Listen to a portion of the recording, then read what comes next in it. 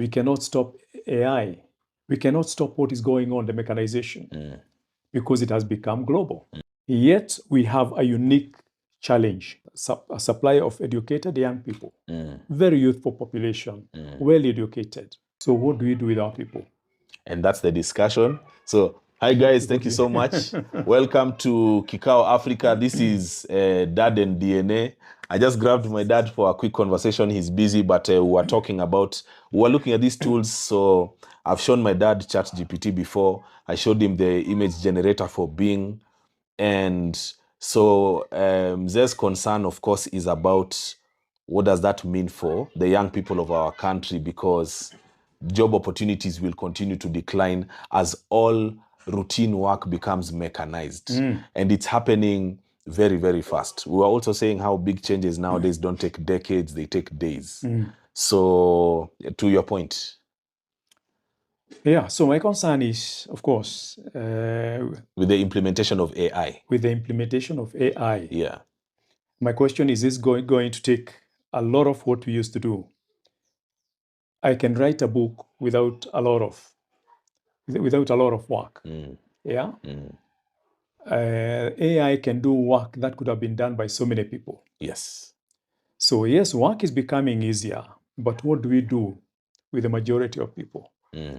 Are we going to really consolidate the earnings to just a few who earn a lot of money, while the majority have nothing to do? But the money is always funneling upward. The money is always being funneled upward. Yeah. Like looking at the old days, because we have seen a few days when the institutions used to employ a lot of people. Say like the banking industry, with a lot of people employed in the back office handling documents. Yes. They were employed, they were earning, they were paying tax, they were supporting their families. Yeah. With the mechanization, of course, the banks are becoming smaller and smaller, employing fewer and fewer people. So the people who are, of course, taking home something, the number is growing. So we are producing now in our Kenyan situation, a lot of graduates every year from colleges, from universities. Yes. In hundreds of thousands. Yes. With nowhere to go. With nowhere to go. Yeah. Shrinking opportunities. Shrinking opportunities. But population is increasing. That's right. So you have two opposite forces. Yeah. On one, a growing population of learned people. On the other hand, shrinking opportunities. I think that's a very dangerous scenario. Okay. So I think our challenge then is, how do we get out of that?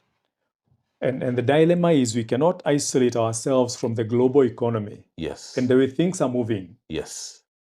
So how do you... we have our unique problems that need to be accommodated, we need to think about. Yes.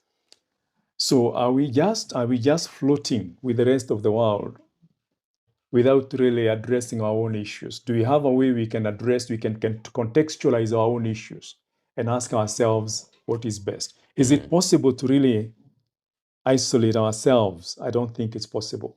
It's difficult, because but at the same time, those things are true. They are both true. The AI is here. The end of work is a true thing that we can see happening in real time. But at the same time, our populations are increasing. We have the largest young population in the world in Africa. So those two things are true at the same time. They are true at the same time. So what is to be done about that? That is now the question. And I think largely is the question for your generation. You understand, you can maybe see the big picture. We came from a different world. Yeah? Where really you finished school, you are employed. Everyone was employed. Found an opportunity to be employed. But now our children, the generation of our children, the world has changed. And today there are a lot of parents who have educated their children, but the children are still at home. Yeah, they have spent all their resources educating them. They are still at home. And the question is, what happens? The economy is not growing. We are not industrializing. Yes. This AI and the world of technology, I believe it can only absorb a limited number of people. Yes. Because one person is able to do so much. Yes. Before you needed to build a business that can generate $1 million before it was factories and tens of people, but now a small office with three people can be $1 million business. Exactly. Yes. So the investors and the people who are coming up with ideas will continue growing richer. Yes. But the general population, like now in the Kenyan context, yes, what happens? Unless that issue is addressed critically. Yet I do not know how, because you are part of the global world, economy. But is global this economy. is Looking this at no, just I'm sorry. some very normal things like we hear about machines harvesting tea. Yes. You remember there was a time there was a complaint. Yes. Because the investors, of course, are looking at the efficiency and the cost. But yes, so many people used to do it. And now they're being told, now you can't, there is no work for you. How do we, that's a dilemma. Because on one hand, the investor wants to make profit. He is looking for efficiency. But as a nation, now we are saying we have so many people who need job or who need work. And in this environment, that is where that is the kind of work they have been finding. So what do you do with them? How do we feed them? How do we balance? Because I think it requires a very, very tricky balance. Yes. We cannot isolate ourselves from the global world. Yes. And yet we have unique challenges that need to be addressed. But that and these perennial problems, in the sense that, number one, technology marches on mercilessly and makes humans more and more redundant. It has always been so, since I think the beginning of maybe the industrial age. Number two, school has always been a few steps behind where the world is, because school has always been preparing us for the world of yesterday or the world of the day before yesterday. It seems this has always been so. Even with mechanization from horses to cars, it has always been, the more technology moves on, it takes people out of jobs. But there are also new opportunities that are coming about as a result. But you're saying there are much fewer. There are much fewer. And so if you were the president, what would your stance on this be?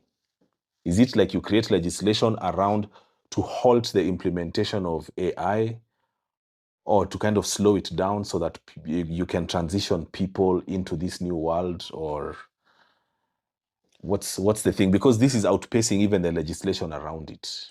Yeah. I think it's quite a challenging question and challenging scenario, because one thing we are admitting is that we are part of the global world. Yeah. The investors you find in Kenya are also global. I mean, largely it's not us. So we cannot isolate us. We are trading with the whole world. So we need also to create efficiency. And like now one area that used to employ quite a number of people is agriculture. The land is shrinking at a very fast rate because of our economy, which is not growing. Yeah, each person wants to own a place where you can grow a few crops. Yeah. So kila mtu anataka 50 by 100. So kila mtu anataka 50 by 100. That's how you feel secure. That when I retire, I have a place to go. Yes. I have my own home. I can grow my cabbage out there. So agriculture is no longer employing many people. And of course, you're also mechanizing that, which also makes a lot of sense. We need to mechanize to increase production. So even for a president at this point in time, unless we sit down and consult, perhaps economists and what have you sit down, because we need to see the big picture and where it's taking us.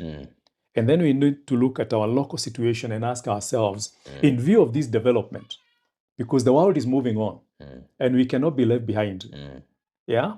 Yet we have our unique problems here. And I think that would require some kind of a conference where people will come and brainstorm, because we cannot stop the world. Yeah. We cannot stop AI. We cannot stop what is going on, the mechanization, because it has become global. Yet we have a unique challenge, of a supply of educated young people, very youthful population, well educated. And the value Sorry, how do we? How do we navigate? How do we fit in? How do you plug these people into a functional society? Yes, into a functional society. Also in the light of the fact that the value of knowledge retention and implementation and utility of knowledge has also gone down because of artificial intelligence. The value?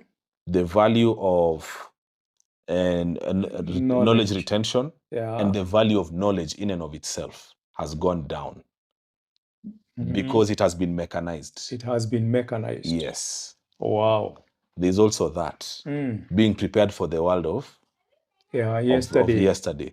Yeah. Wow. There's also that aspect. So here you have graduates who have been prepared in a certain way. The tools, the tasks they've been prepared for are being carried out by the digital robots. So they don't know how to fit in. They have nowhere to fit in. They have no place. That knowledge does not apply. No. Is not needed. Yes. In the new world. Yes. That's a crisis. It's a crisis. It's yeah. Although maybe I've wondered if maybe with the AI conversation we are extrapolating to the worst possible outcome. Some people are saying that maybe it will make life much easier, like how we were saying with the robots and the AI. A lot of people who have, for example, mobility issues will be able to go places without needing so much human assistance. Some people also think the AI will destroy us all. You see, we are looking back, like now the Kenyan situation, we look back at the mechanization, computerization. Yes. It's just a few years old. That when that came in, a lot of people lost their jobs. Yeah. What years are those, you'd say? Say 90s, early 90s, moving on. Okay. You had a lot of people retiring, people being retired, even golden handshake, to leave the office early. Why? Because the work that was being done by 10 people now needs only one person or 2 people. To operate a computer. So like in banking, you find the back office. The people who are there had nothing else, had no work to do. Yeah. They had to go home, many of them. Yeah. And many sectors were affected. Were there new opportunities that came about as a result of computing? I don't see them. Opportunities that came. Of course, people now went out to try and be on their own. And a lot of people, of course, there were not as many opportunities out there. Yeah. So you find a lot of people not knowing exactly what to do. You have some money, you try what people do, and you find the profit margin, the profits are not growing. So many people did not do very well. Yeah. So looking at where we are coming from, that mechanization, that computerization, many people lost jobs. Yes. Yes, efficiency was created. Yes. And we are saying it's a good thing. But there were fewer beneficiaries ultimately. But there were fewer beneficiaries. Many people lost job opportunities. And from that moment now you find the rate of employment going down. Yeah. Because that's the journey we have come. A few years before us, employers were going to schools to fish out, to look for employees, to interview potential employees as they finished Form 4. Because at that time, the set of factors was that there was more opportunity. The demand was higher, than the supply. Demand was higher than the supply. The demand was higher. Kwa ufupi. So you find employers going to schools to interview those who are finishing. Banks, insurance companies, and other places. Because the economy was growing quite fast. There was an undersupply of educated people. Yes, undersupply of educated people. Undersupply or okay. Yes, I understand. So that's where we've come from. Just a few years, not many years ago. This is post-independence. Yeah, post-independence. You're talking about the 60s, 70s. So now the country is in a growth phase, post-independence. Exactly. But there is not enough people with the skill set to, And that kind of continued until, again, we started computerizing in a big way. Until now, and this is what, late 80s, early 90s? Late 80s, 90s, beginning of 90s, thereabout. Okay. Hey, Mambo, can you how? 90s, thereabout. We're talking about balancing the interests. Because you're looking back. At mechanization. Where we have come from. Yes. Yeah? Yes. from a season of rapid economic growth, creating employment. Then mechanization comes in, computerization. People are laid out of work. And yet, on the other hand, the number is growing of employable people, qualified people who have no work to do. So you're saying at least with some hindsight, that is what you have seen. Yes. Mechanization taking away jobs. Yes. In our young population, in a population where you have a lot of young people who are educated and ready to work. Yes. So if we move now further, as we are moving towards the AI and other forms of mechanization, we are seeing a continuation of jobs being lost. Yes. Right? Yes. Fewer opportunities. The opportunities are shrinking. Against increasing populations. Against an increasing population. Yeah, that's consistent. And we are asking ourselves, how do we navigate around that? Yes. Because that is tricky. Yeah. Yeah? Yeah. And I just shared how we know many parents with educated children who are still at home, having done up to master's level indeed. Many of them. There are a lot of people, a huge population is made up of people who are looking for work. Themselves are not creatives. They cannot create, so they are looking for work. They need to be plugged into a system. They need to be plugged. They are ready to work, but they need to be plugged somewhere. Yeah. That is the majority, of the population. So where do they plug in this fast-moving world? For Europe and America, that's okay. They do not have they do not have that kind of population. Yes. Yeah, their population is shrinking. Yes. In fact, they look for people to come and work. But for us, we are looking for opportunities. So our big question is, how do we now, as Kenyans, how do we navigate around this? Yeah, you cannot isolate yourselves from the global world. Yes. And yet we have our own unique challenges that need to be addressed. How do we protect our national interest while at the same time playing in a global space? Yeah. And that's what you are saying. I think we need to come up with a conference, bring together economists to really brainstorm. Yeah. And people who can understand what is going on and where the global world is heading to in terms of that mechanization and what have you. When we talk about AI, yes, where are we heading to? Yes. And where does that leave us in our unique setup? Yeah, where we have labor, we don't know what to do with it. Yeah, and therefore, of course, without creating employment, then even our tax base is lower. And will go getting lower because with the payee, when people are employed, they pay taxes. Yeah, they are supporting the economy. They are supporting their families. They are doing what have you. Now, mechanization, I imagine, then will have a tendency of concentrating the profit, the income, into very, very few hands. Yes. While the majority are left not knowing what to do. Already, I think we can see that with some industries that are served by one or two companies in their entirety. For example, Amazon in America, that handles pretty much logistics for the whole country. So it's huge companies and then very few small companies and consumers after that. Even, for example, Apple, Samsung, all those kind of super big brands you'll find in a lot of areas in economics now because of that. The ability to, for a small unit to do a lot of work because of mechanization. Then you find these super giant companies that are serving the whole world in the regards to one need or another. So I think then this will only increase. The consolidation of resources into fewer and fewer hands. Fewer and fewer hands. Yeah. So that is the trend. It seems so. So then we ask ourselves, where does that leave us? Yeah. Where does that leave many African countries? Yeah. Who have a lot of labor. And already we have said we are concentrating. Yeah, resources are being concentrated in fewer and fewer hands. Yes. And employing a very small number of people. Yes. And serving a lot of people. Yes. So a lot of people are being reduced into consumers then. Yes. We will be reduced into consumers. Yes. but we are consuming from where if we are not generating our own resources. Yeah. Then we might be dependent on handouts. Might have, handouts from where now? Our economies cannot do what some other economies can do. Yeah. They are able to do that because they have a huge tax base. Everyone contributes. Yes. So there is money. Yeah. And the infrastructure is fully developed. So they have a lot of money they can use in other ways. But for us here we are, infrastructure, we are still very far. We are developing. We need a lot of resources to develop our infrastructure. The tax base then is shrinking with fewer and fewer people being employed.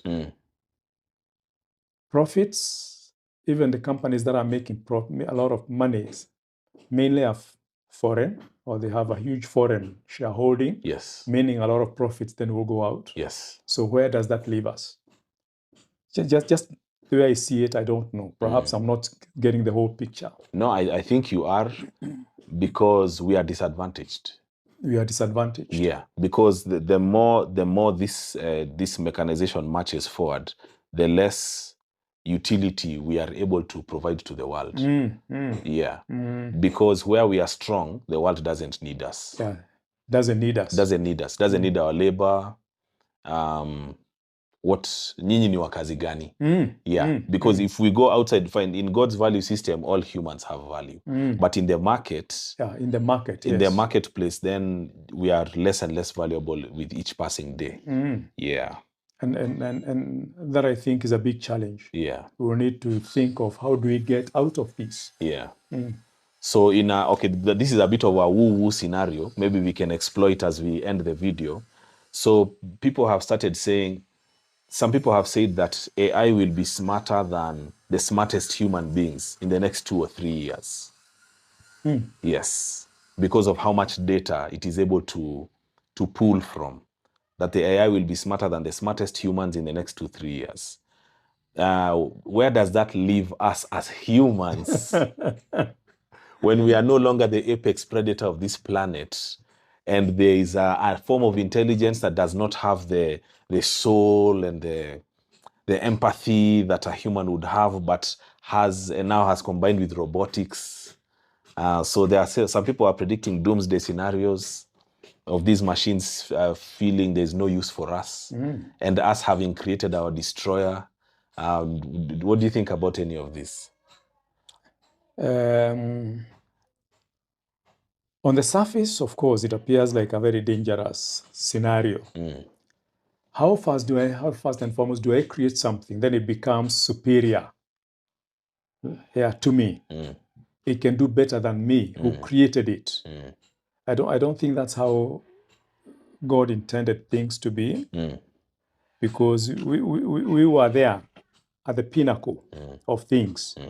Yeah, created in God's image. We are creators. We create. Under God, it was us. Yeah? Under God, it was us. Under God, it was us to manage. God there. We're managing the earth, managing here. Yeah. So now the fact that I can create something, then it becomes superior to the creator. That is very worrying. What happens thereafter? I mean, because God is telling me that I will not be needed. I've created something that tells me now I can do better than you. Yes. Let me create something for you. Yeah. I work faster than you. I don't have headaches. I don't get sick. Yeah. So there have been talks of granting personhood to AI. It's a very interesting world we are going into. Like you just said, it doesn't have a soul. It cannot empathize. Doesn't have feelings. Yes, but they're saying the AI can. So, for example, the guys who have built this AI model that I just showed you, they're called OpenAI. The CEO was saying down the road, they believe the AI will be able to create revenue. What do you mean? AI will be able to think of ways to generate resource, to create value, to create things that produce profits. I don't think it can do that. Because what you're saying is it can manipulate data much, much faster. Yes. At a very fast speed. Yes. And therefore collect information and put it together. Yes.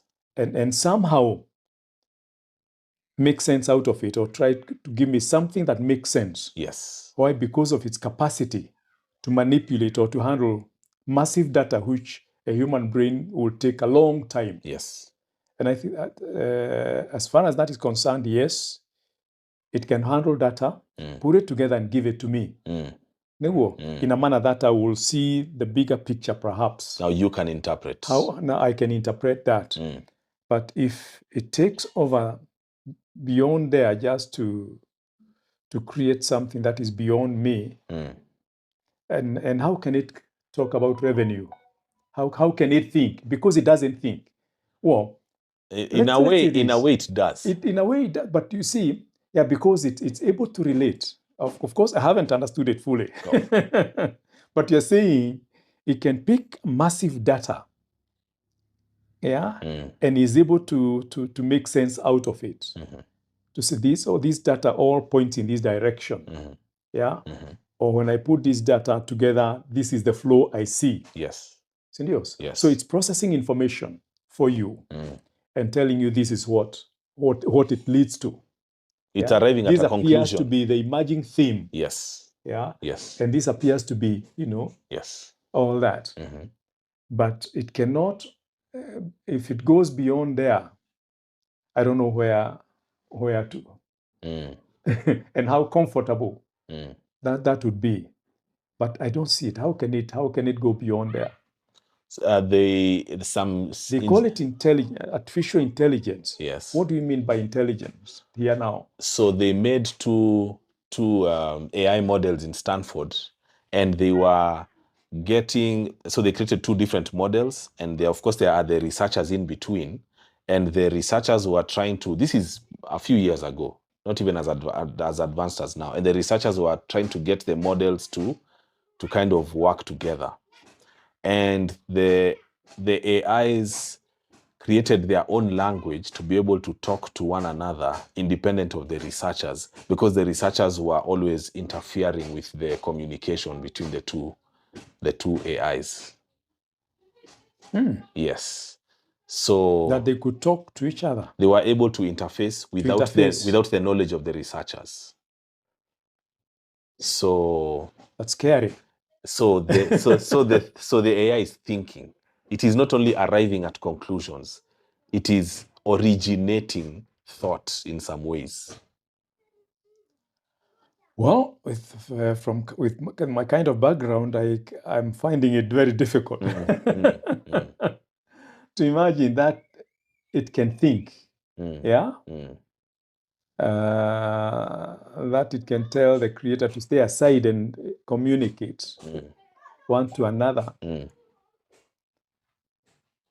without the creator being the interface. I really don't know. When it gets there, I think it's moving in a very different direction. Yeah, there's a lot of alarm bells ringing, people saying it has outpaced us. It's only the realization of the moment. And if we allow it to get there, where are we heading to? Because now you're saying it's taking our place. Yeah? Because God created us in his own image. As creatives, we can create. And humanity has created. But if we are creating something, yeah, that is going to be superior than us. Opening Pandora's box. That's opening a Pandora's box. Yeah. And I don't know where that would take us to. Yeah. Okay. So, but it's an interesting topic. It is. We'll have another talk. We'll have another talk about it. I'll show you some more of what AI has done, and then we can react to that. Yeah. Yeah. Okay. And thanks for bringing up the topic. Thanks for taking the time. KIKAO Africa, Dad and DNA. See you on the next episode.